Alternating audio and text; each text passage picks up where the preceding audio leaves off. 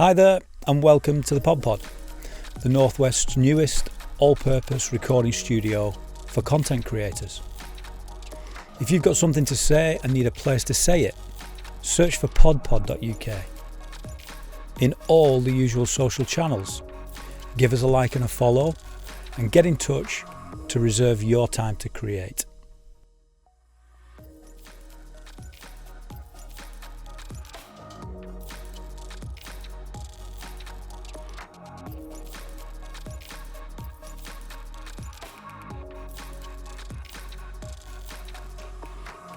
Right, welcome to our next podcast for the Wigan Borough social economy sector.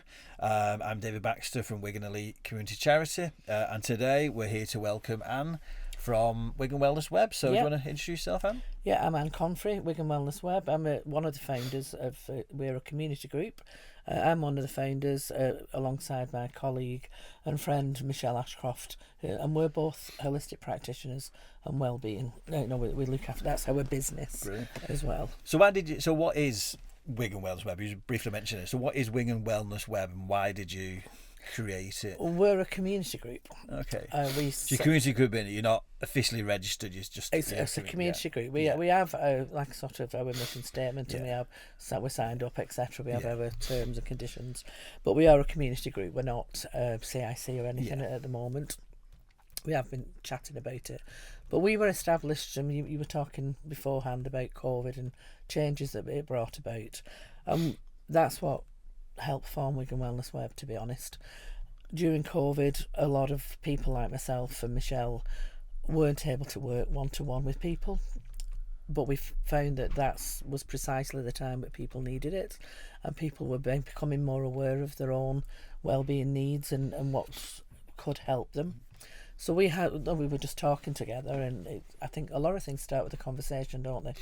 So we were talking together about how we felt that we could bring more holistic therapies and wellbeing practices into the communities, how we could help people understand the benefits of accessing them and the benefits of self-awareness and self-care.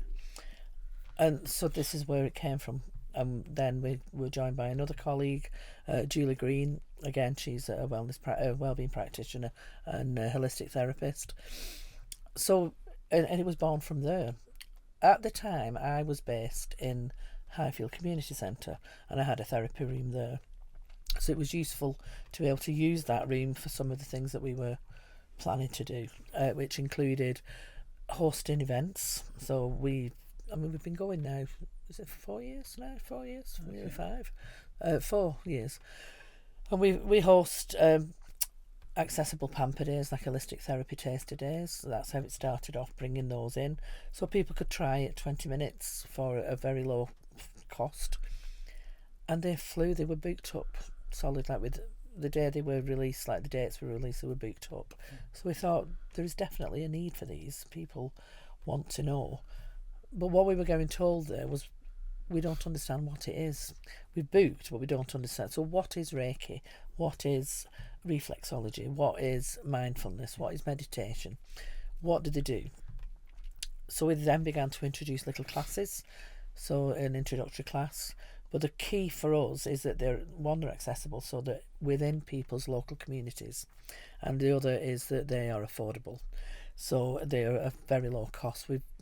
Very few of our classes cost a lot. It's either 5 or 7, no more than £10, and that gives people opportunity to come out and try things that they can afford. We then found that there was such a demand for it from people who couldn't get to Highfield Community Centre. That's not our base. It was convenient at the time to have them there. So then we started looking at how can we bring them out throughout the Wigan Borough. We decided to call ourselves Wigan Wellness Web. The web being that we are a web of therapists, so it's not just us. We reach out to other therapists throughout the borough. So we've got access to a lot of talent within the Wigan area and the Lee area. So we looked at how we could go out to other community centres. How were we able to do that? We looked at costs, because everybody, of course, there's room fees, there's costs involved. We have to pay the therapist or the a facilitator to do things. Because I missed that off, but that's another reason we formed it. A lot of people working in the well-being industry were leaving the sector during COVID because you've all got bills to pay. Most of them were self-employed, so they weren't getting any support from the government that they did, like on going paid for staying at home, etc. So they were leaving the sector and finding something else, and that we thought was a disaster waiting to happen for when things were back to normal. So we wanted to look at creating paid opportunities for therapists. So we're not relying. We do have some options for volunteers, but we were looking at more keeping therapists and wellbeing practitioners in the sector and operating. So pay them. So looking at the costs, we then had a look at what funding opportunities were available. How could we access funding? So we started off speaking to local councillors about Brighton Borough funding. Was that something that we could access? And we found that it was, because how we framed it about the benefits of this, particularly coming out of COVID, there was such a high demand. And then we thought, actually, what about other organisations who have got a wellbeing remit? They've got a budget for that, but perhaps haven't got the capacity or the resources within in-house to offer that. And we found that there was a big demand there as well. So it's grown. It's grown from there. Yeah. So what do you? So obviously you mentioned about the web, the network, and all the various places that you're based. Because I know you said you're not. You've got a central base, or you pop up anywhere. We can pop up anywhere, really. I think that's. We like to keep it that way at the minute because it gives us flexibility. And as I said, we've got an access to a lot of people working throughout the borough. So that means that we can find locations where they live as well. So that the facilitator's not having to travel from Atherton to Wigan or Highfield. So we look for places within there. And other people wanting to access this don't have to travel as far to take it in. I think that's a great thing. It was something we've always been keen to talk about, like we talk a lot about, like, say, these 15-minute neighbourhood concept where people can actually access space. And for me, an interesting development a minute, and I know we were mentioning it before we started the podcast, around the live well model. There's a lot of talk at the minute about repurposing support that traditionally you might go into, say, a job centre, etc. But actually you get it in a local community centre that's on that person's doorstep. So almost like looking at the work that you do and the support that you offer to local people, obviously improving the health and well-being, etc. But are there then potential ways in the work that you do in terms of outcomes and impacts that can then support people in other areas, such as helping them into employment or whatever? Because I'm thinking, like, the role that you play in all these centres, if we are going to start working on enabling more people locally to create their own employment or get into employment and build those skills, there's going to be an element of your support that is maybe needed at some point in that person's journey. So how do you see then your service now potentially linking in on a more strategic level at every community hub in the neighbourhood? For me, there's a key part of how you fit in. It is really important that people, in order for people to be the best self, they need to have taken care of there's so much trauma happening. There's a lot of things going on in people's lives, and if we can address that and give them the tools to help themselves out of that and deal. It's not necessarily about, we don't want to fix everything. We're going to help people fix themselves. Sort of help themselves be the best that they can be, and that's going to be different for everybody. But what we find when people are attending our sessions, for instance, I do an art class at Scotsman's Flash. That was funded by the Aging in Place Partnership at Wigan Council. It's only a small group, but what we've found is that it's people who feel a bit anxious about going into a bigger group or a big hall or something like that, can be, with some support, we could be linking with like the community link workers and everything, they can come along to a small group like that where it's just a chat and they're doing something, a mindful activity that enables people to talk more openly. And during those sessions we have helped people signpost or link in with other means of support. So they might talk about financial issues. They might know if they're in debt or they're struggling or things like that. They might also talk about grieving process. If they've lost a partner and they're feeling a bit, they don't know where they are.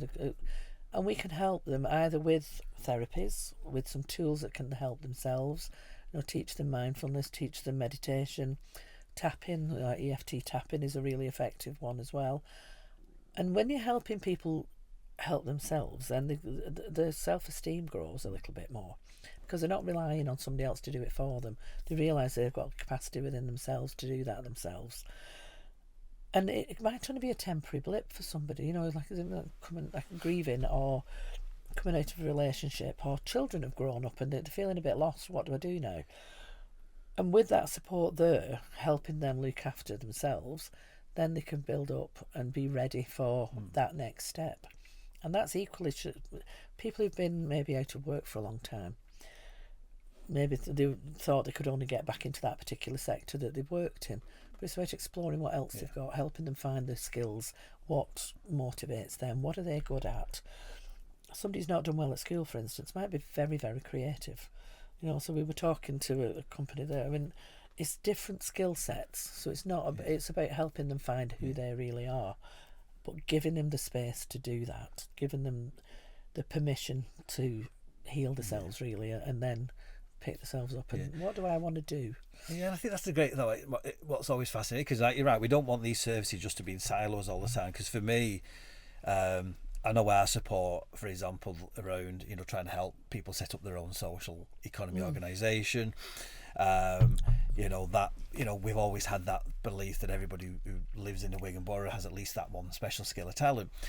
And how do we help that person to then say, right, we can come in at that point where they say, right, I feel I've got this passion, I've got this skill, maybe it's something they did years ago and there's been a barrier, something happened in their life, some trauma that's maybe not enabled them to do that, or maybe they don't realise a minute that passion, that hobby, that skill could be turned into employment.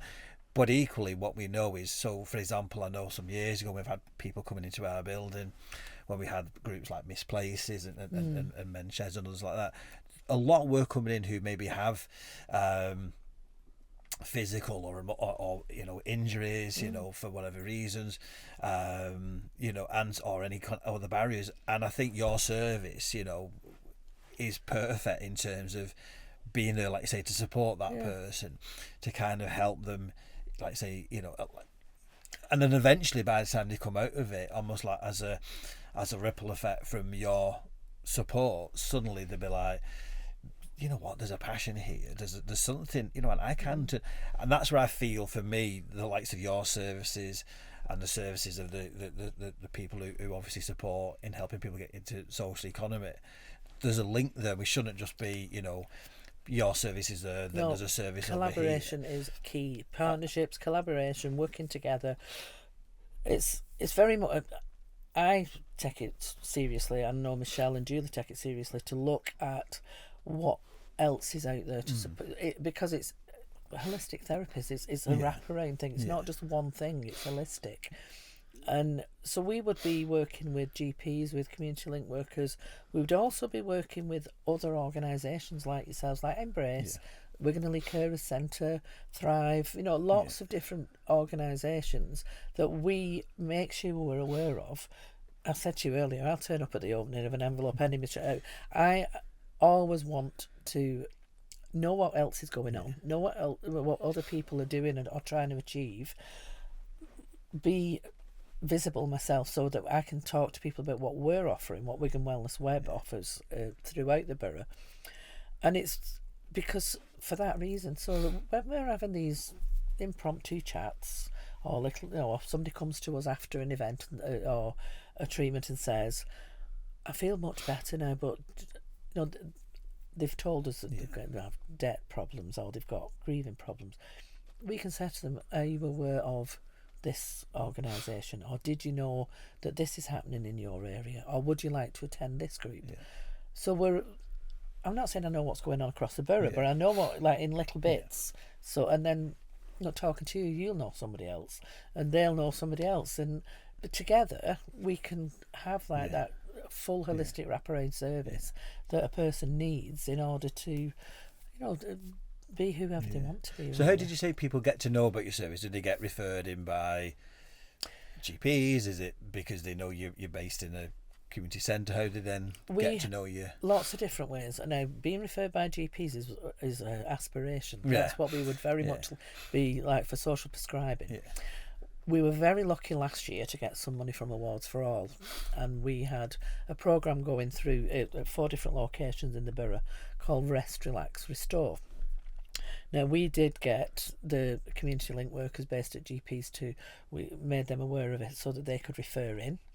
We held a stakeholder meeting at Wigan Cricket Club and invited other organisations, and so like the tenant support team, people working with other people, like the FOIA schemes. And we invited them along and let them know that they could refer the people into this. So they had free sessions, free holistic therapies. There were group sessions that they could go along to free. And that boosted us a lot, because that now a lot of other organisations know about us.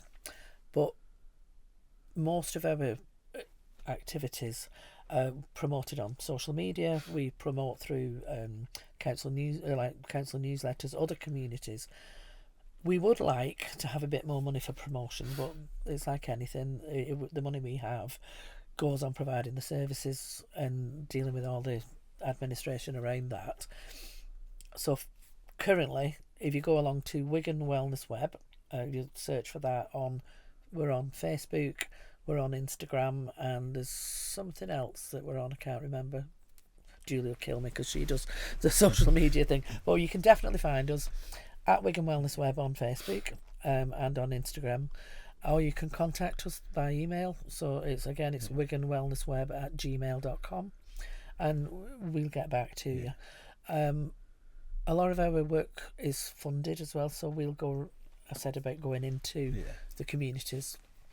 We'll look for funding to go into independent living centres and do provide activities and things. We do chair yoga, art, crafts, exercises. You mentioned men's sheds before. I would really love to set up something like that, but I think the barrier there has been we're all women. So we really we would love to get more men involved in Wigan Wellness Web. Really would, as in facilitators. And there's some really good men's groups appearing. We know there's some, obviously. Andy's Man's Club is Andy's Man's Club, there's Manly. And there's another one in Leeds. Manly. They do amazing stuff with Mark Smith. We know there's also a men's sheds group, Wigan Workshop, based at Merrick Street, Alison Jolly and Claire Hales, and that's been great. I know obviously Alison at Craft Hive also now has a men's group running, and I know there's others. I think there's talks about doing some stuff in Sunshine House. So I think you're right. It's interesting to see how some of those. Well, that sort of stigma has been lifted, has been removed now, hasn't it? So I mean, it's just like a generational thing how you've been brought up, and it's fabulous that men now can feel safe enough to talk about things and get involved.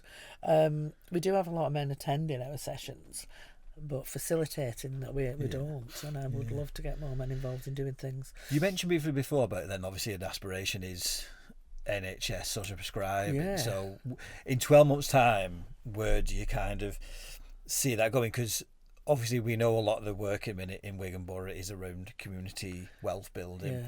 We know, and I know through meetings at NHS around the table. And that is obviously one of the conversations we know with the work that people like Melissa Taylor from Grainwork is doing around the community health building agenda. So where would you like to see that going in the next 12 months in terms of building those links to the NHS? I would like for us to have at least 4 bases throughout the borough, maybe up to 6, so that we are still delivering our services locally for people. But again, I don't see us taking on a building or a space of our own, but sort of being located in other people's buildings around the borough that are accessible. They've got to be accessible for everybody, and the GPs or other like mental health support teams can refer into us so that people can access that support. And how the financing and funding around that, I don't know how that would be working. Maybe I could come and talk to you about how that works, Dave. But that would be fabulous, because we get people referring into Weight Watchers, we get people referring into different things, and I'm thinking that's great, but let's say I don't think it's Weight Watchers. I don't know if it's Slimming World or not. But for instance, if somebody's got a problem with the weight, it's not going to be only about the food, nutrition, everything else. It's about what else is going on in their life. What is it that is...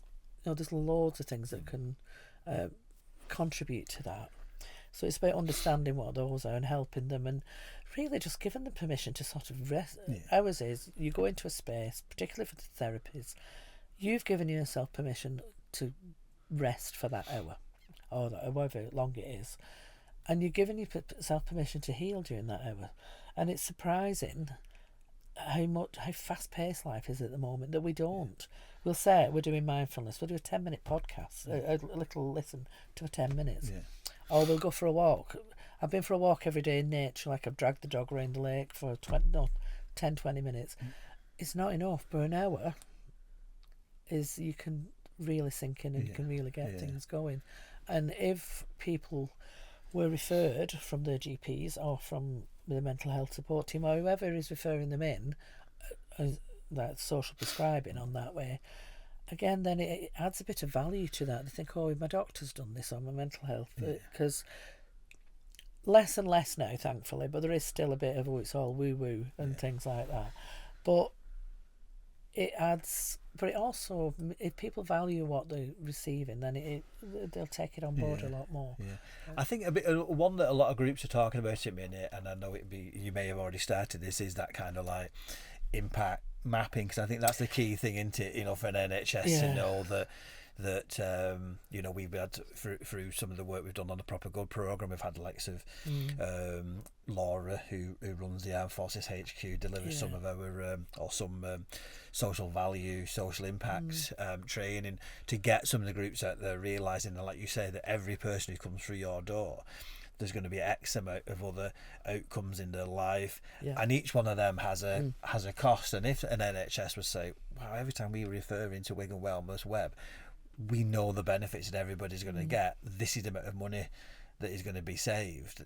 That for me then sounds like, that's going to be... We're on it. Well, we say that, I'm sure you were. I imagine because you was. As part of that funding I mentioned earlier about From Awards for All, we're currently going through the creation of a social impact study and report. That's amazing. That's going to be... So it's a bit scary, because there's a lot of a lot of work involved in doing it. But we're working with an organisation called it's just slipped off my tongue, but I'll come back to it. But we get Flourish CIC. Nicola. Yeah, Nicola, and it is Aisatu is the one who's working with us, and we're currently pulling together a social impact report.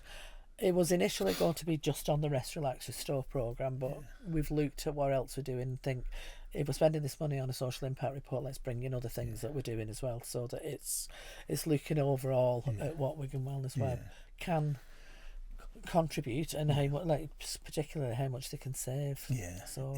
I actually looked at this about 3 years ago.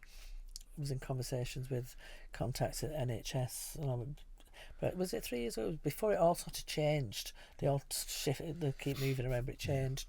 And it was well received by the people I was speaking to. And we were sort of working up on how we could then meet their expectations, because it's public money. They're not going to just throw it at anybody. We have to understand that if they're paying us out of the public purse, then we have to show the value for that. And we were moving on quite well and giving us an idea of what we'd have to do when they restructured and everybody changed around, and sort of it dropped off the radar a little bit. But it did get us thinking at that time that we do need to be showing the benefits here in a financial... It's the way of the world is sort of, we can say, you feel wonderful, but okay, how much has that saved the NHS? How much has that saved maybe on the benefits? How much has it saved, for helping, like even the housing team, helping deal with young people moving into the first accommodation. You know, we work with the foyer at Coops here. We're doing some more work with others, and it's about helping those young people just transcend through to living on their own and helping dealing with that. So there's costs associated, cost savings, I'd like to say, associated with that. It's good, and it's good to hear you're working obviously with Nicola and ISR too, so they're really good, aren't they? So it's good to see you linking in. A lot with of them. Support from there. They're brilliant. I mean, they've done some great work over the years. Just finally, you mentioned obviously about the minute you set up obviously as an unincorporated group. Where then do you think you would like to take Wigan Wellness Web next? Sure. In terms of, I think it does need. Does it need to change? I'm not sure. But I think it would only very much be looking at if the finances do we then need to be a different sort of a structure, you know, if for tax reasons or for accessing larger funding pots, because people want to know that they're not just throwing it, just giving it to Ann Confrey who's going on holiday. Tenerife or somewhere like that with it, so they know so we need to think about that, but we've not made a decision yet. We are in discussions, you know. Michelle and Julie we're the management committee sort of thing. There's 3 of us and we manage all that, and we've also got lots of other contacts, so we might look at what we need to do. But it probably is going to be driven by outcomes, really. Sort of where are we now and what's happening, and opportunities. So it's but we are open to it. We just haven't made a decision yet on what suits all of us. So you got a big 2025 ahead, haven't you, really, with all the developments going on? It's good to see. And I think that for me, and it's timing into everything and right place and everything you've done over the years, all that stuff you've built up, that reputation, that collective, that cooperative. I've always been a believer in obviously collaboration and partnership work, and the fact you're bringing this web together, is amazing. And then the role that you're going to be playing then in helping to transform these community hubs that you talked about, where you'll obviously be involved in, it's going to massively impact. And I can see this vision now of all these hubs and your function within them, and the role that your service and services within these hubs, if how it really could really transform. And I believe it can, because there's you mentioned earlier, there's lots of people doing similar things, and that's good. That we don't see them as competition. There is a need for those, and I think it's very important that other organisations know that we're happy to collaborate with them, or we'll have things that we can bring, they'll have things that they can bring that will make us all better and all more able to provide what's required and what's needed. But it's good to see, like all the men's groups, all the different wellbeing groups, or lots of things that are happening. The more the merrier, but it just goes to show that there is that need there, because without that need, all this wouldn't be growing and coming up. So the need's there, and we've got a lot of people in this borough. Definitely, and like I said, all these groups that are out there a minute, they're all every one of them, is doing amazing stuff. But it's all about, like I said, that partnership working, and that's clearly something that you guys have. Your DNA and that partnership working, and I think the more we showcase that, we've got a really, strong, diverse sector. There's a lot of groups out there across the whole voluntary community, faith, social enterprise, social economy sector. I would also like to say, if you don't mind, if there are wellbeing practitioners out there and holistic therapists out there who are interested in getting to know what we do, get in touch with us. Send us an email, wiganwellnessweb@gmail.com. If you're interested in being part of this, because we want to reach across the borough, and we have got sort of spots where we're not doing anything at the moment, and we would like to be. So ask them to get in touch with us. It's not all funded work. Sometimes we'll ask people, we put things on and there's a small charge, but it's an opportunity, and we would love to hear from other wellbeing practitioners who want to be involved with us.